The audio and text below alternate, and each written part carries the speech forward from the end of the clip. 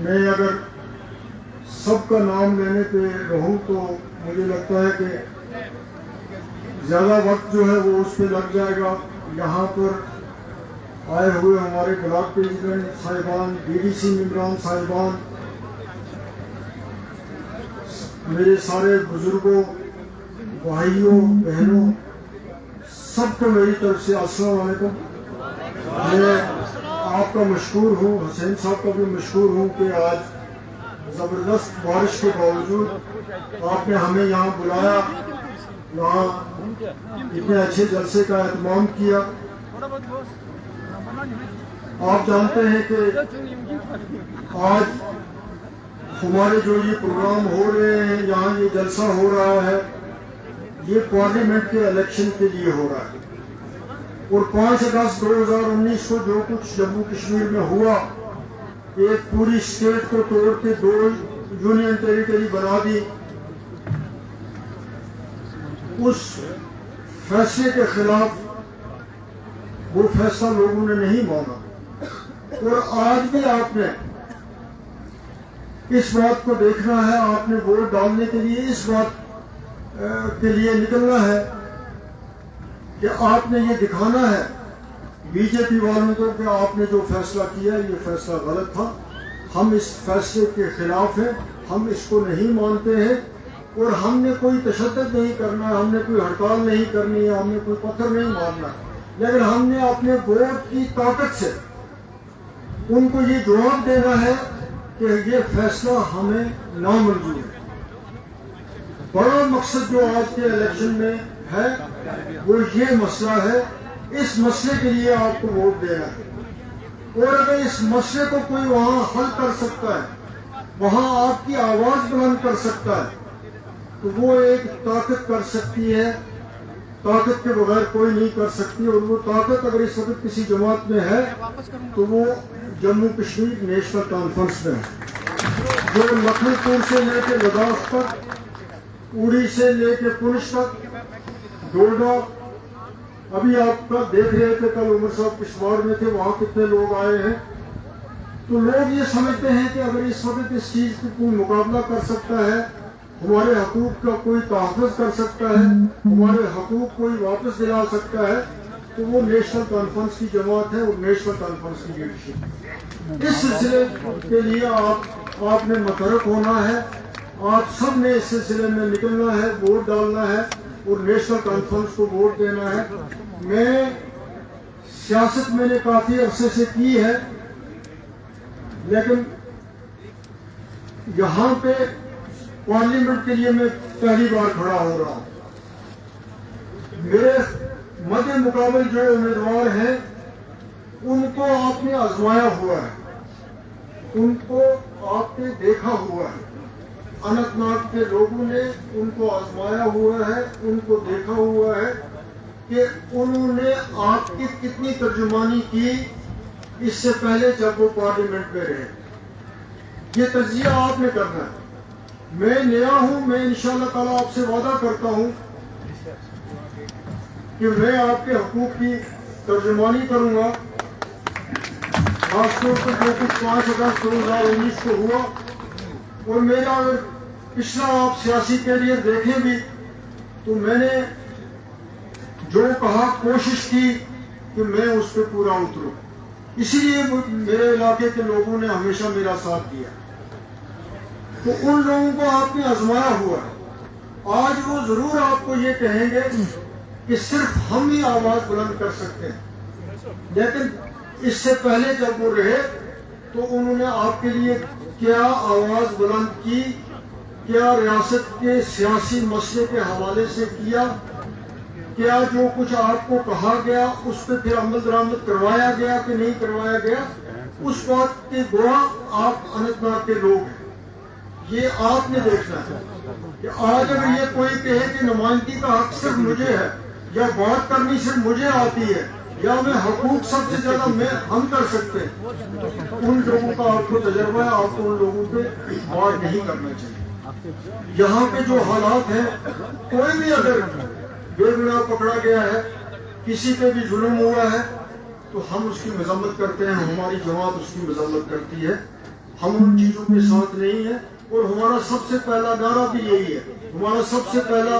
Programme بھی یہی ہے، ہمارا سب سے پہلا منصوبہ بھی یہی ہے کہ اگر کوئی بے گناہ پکڑا ہوا ہے جیلوں میں تو اس کو چھوڑا جائے، اگر کسی کے ساتھ زیادتی ہوئی ہے تو اس کو ریکٹیفائی کیا جائے، ظلم ہوا ہے تو اس کو جو ظلم ہو رہا ہے اس کو ختم کیا جائے۔ جموں کشمیر کی جہاں تک آپ بات دیکھیں تو جموں کشمیر اس وقت کرپشن میں، دفتری قوالت میں ڈوبا ہوا ہے۔ یہاں لوگوں کو اتنی مشکلات ہیں، اتنی مشکلات اس سے پہلے کبھی نہیں آئی۔ آج بے روزگاری اپنے عروج پہ ہے۔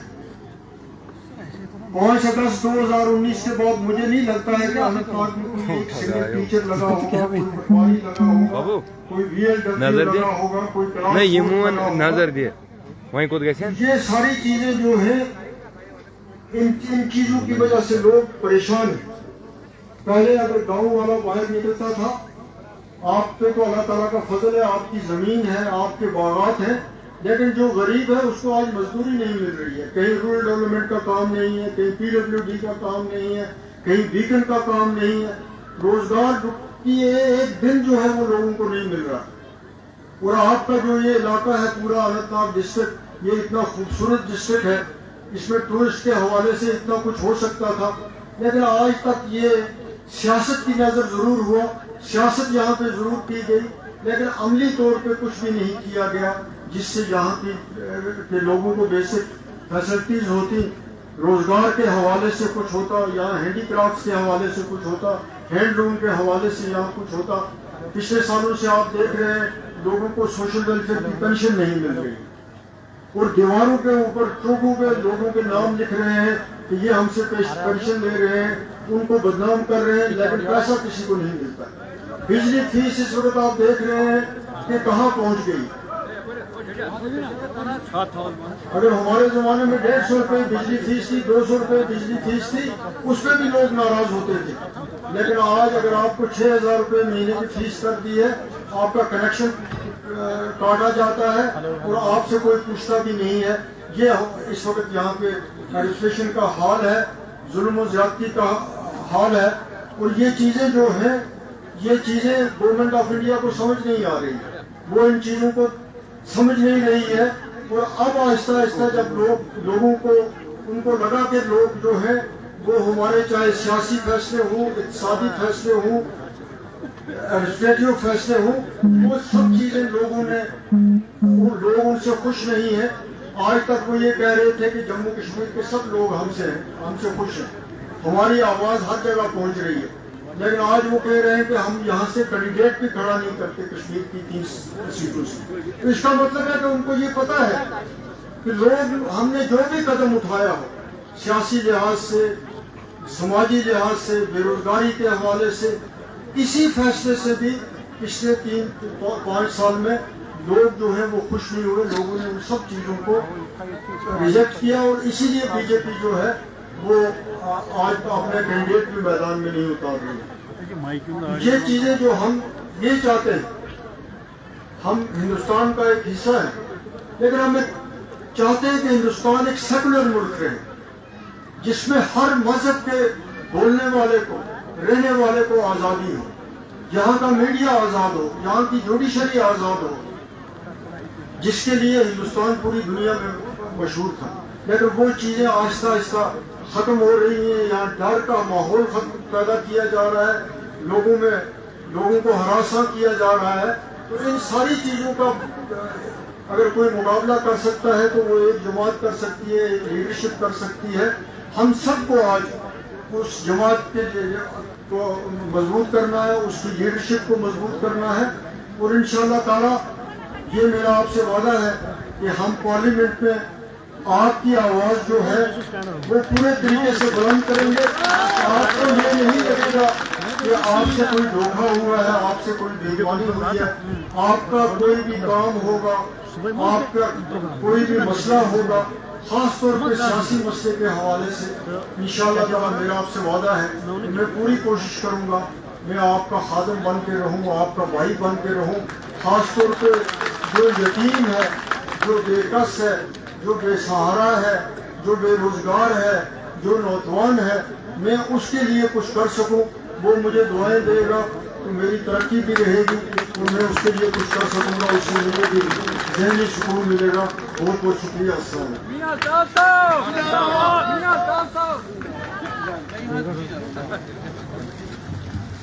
علیکم.